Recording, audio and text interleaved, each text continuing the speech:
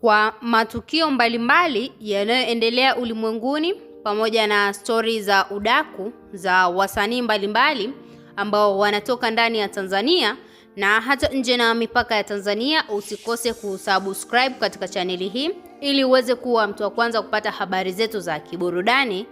zinazokiki na kumake headline ndani na nje ya nchi ya Tanzania.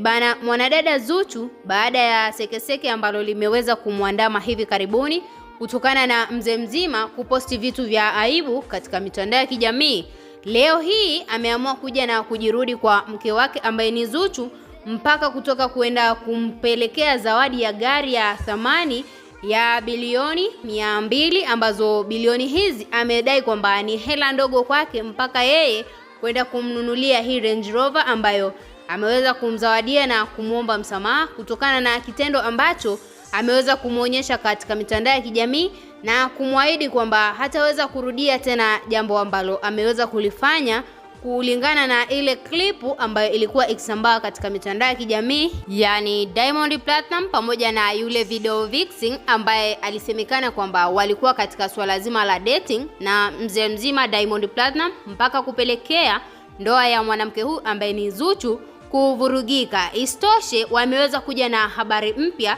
ambayo habari hii imeweza kuwa ni kama ni kipoozeo kwa wale wote ambao walikuwa wameshamchukia Diamond Platinum na familia yake kwa ujumla. Wataweza kurudisha majeshi nyuma na kwenda kuwasapoti kwa namna moja au nyingine, kutokana na taarifa ambazo Diamond Platinum ameweza kushare katika ukurasa wa Snapchat, akiwa anaonyesha kwamba mwanamke wake ambaye ni Zuchu ni mjamzito, na wameweza kwenda katika hospitali moja huko Dar es Salaam na kwenda kufanya vipimo, ambavyo vipimo hivi vimeweza kudhihirisha kwamba mwanamke huyu ambaye ni Zuchu ni mjamzito. Kitu hiki kimeweza kumfanya mwanamke huyu Zuchu kujisikia vizuri baada ya kuomba msamaha na Diamond Platinum na kuzawadiwa zawadi ya gari ambayo yeye binafsi ameweza kuisifia na kusema kwamba hii zawadi ni moja kati ya zawadi ambayo hakutarajia kwamba Diamond Platinum anaweza kufanya bila kuombwa, kwa sababu hapa nyuma mwanamke huyu ambaye ni Zuchu aliwahi kusema kwamba Diamond Platinum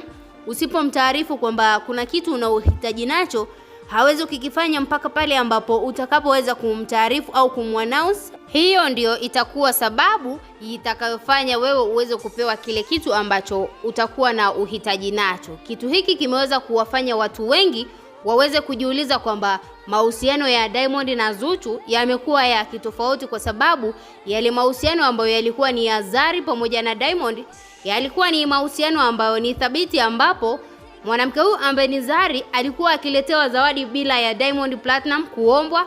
au kutaarifiwa au kupewa taarifa ya aina yoyote. Na kama wewe ni mfuatiliaji, unalipi la kumwambia mwanamke huyu ambaye ni Zuchu baada ya kushare taarifa hizi za ujauzito na zawadi ambayo ameweza kupewa na mume wake ambaye ni Diamond Platinum, ambayo ni zawadi ya gari? Tuachie maoni yako ndani ya comment section, na vile vile usisahau kusubscribe, kulike na turn on notification. Stay tuned.